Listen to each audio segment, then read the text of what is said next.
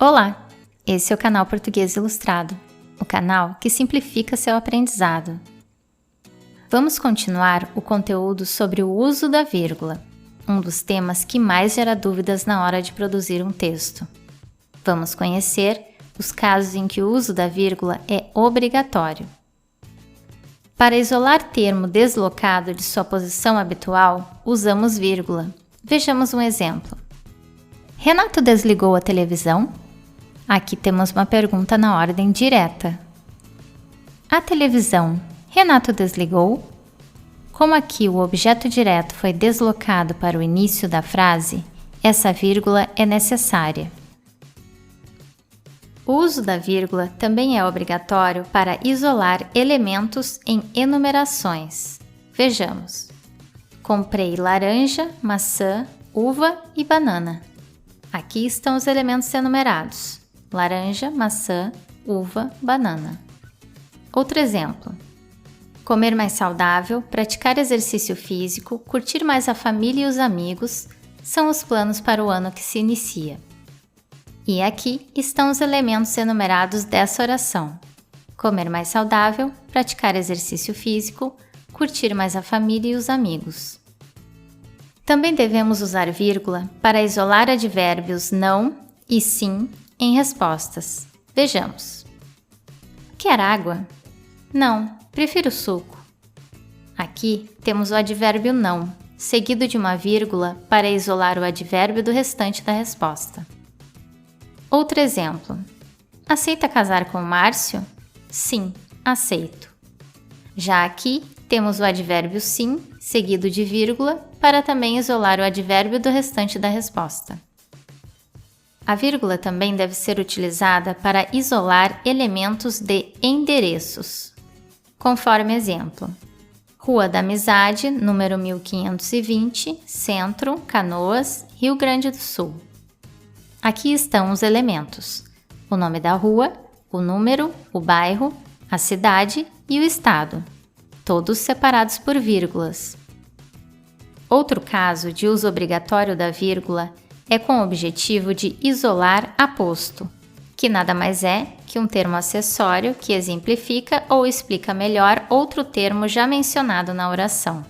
Vejamos um exemplo. Fred, meu cachorro, é muito brincalhão. Meu cachorro é o aposto, que está explicando quem é Fred, portanto, deve aparecer entre vírgulas. Também devemos utilizar vírgula para isolar vocativo, ou seja, isolar um termo que serve para chamar, invocar ou interpelar um ouvinte. Vejamos.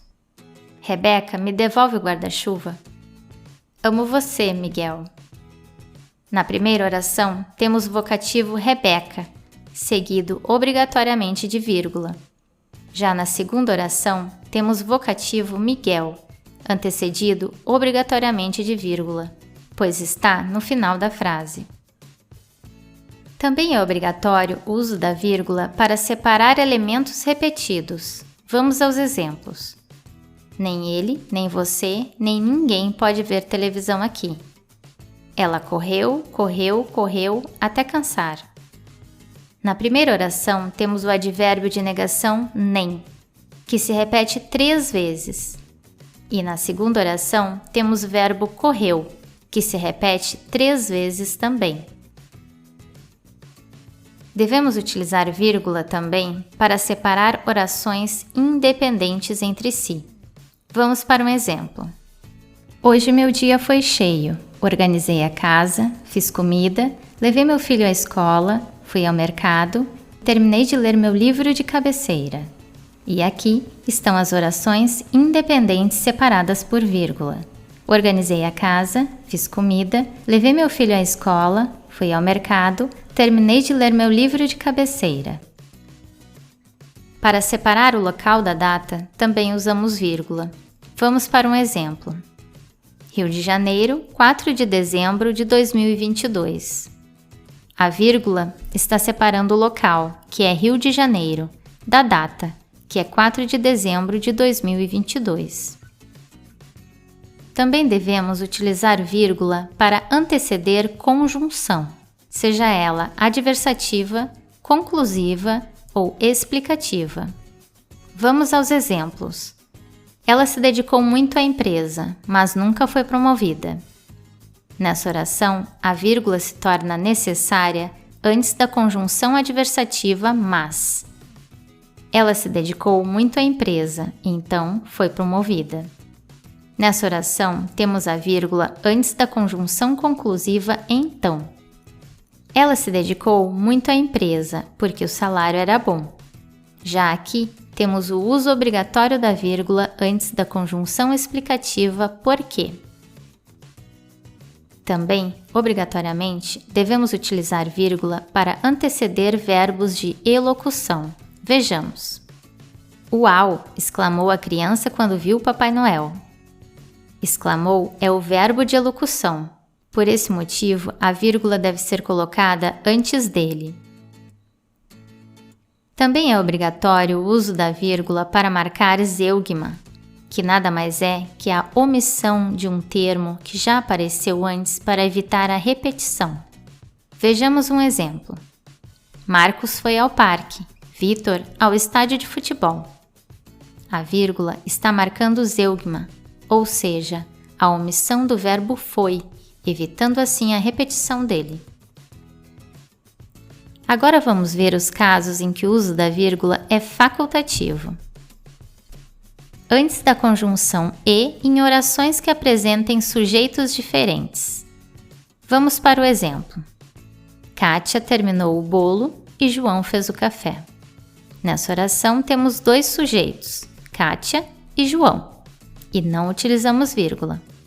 Porém, essa mesma oração pode ser escrita com vírgula. Vejamos. Kátia terminou o bolo e João fez o café. Como nesse caso o uso da vírgula é facultativo, a escrita das duas orações estão corretas. Antes de orações subordinadas adverbiais na ordem direta. Vamos ver um exemplo. Eu ando de bicicleta se você me convidar. Sem uso de vírgula. Aqui está a oração subordinada adverbial. Se você me convidar. Essa mesma oração pode ser escrita colocando uma vírgula antes da oração subordinada. Vejamos como fica. Eu ando de bicicleta, se você me convidar. Como o uso da vírgula, nesse caso, também é facultativo, a escrita das duas orações estão corretas. Outro caso facultativo de uso da vírgula é antes da abreviatura etc., que é a redução de uma expressão do latim e que significa e outras coisas. Vamos para o exemplo. No meu hambúrguer eu coloco alface, tomate, cebola, carne, etc. Aqui está a abreviatura. Essa mesma oração pode ser escrita colocando uma vírgula antes da abreviatura. Vejamos. No meu hambúrguer eu coloco alface, tomate, cebola, carne, etc. Já que nesse caso o uso da vírgula é facultativo, a escrita das duas orações estão corretas. O que acha de revisar esse conteúdo por meio de alguns exercícios e também de um mapa mental? Gostou da ideia? Então, clica no vídeo que está aparecendo do lado direito da sua tela e bora fortalecer os estudos!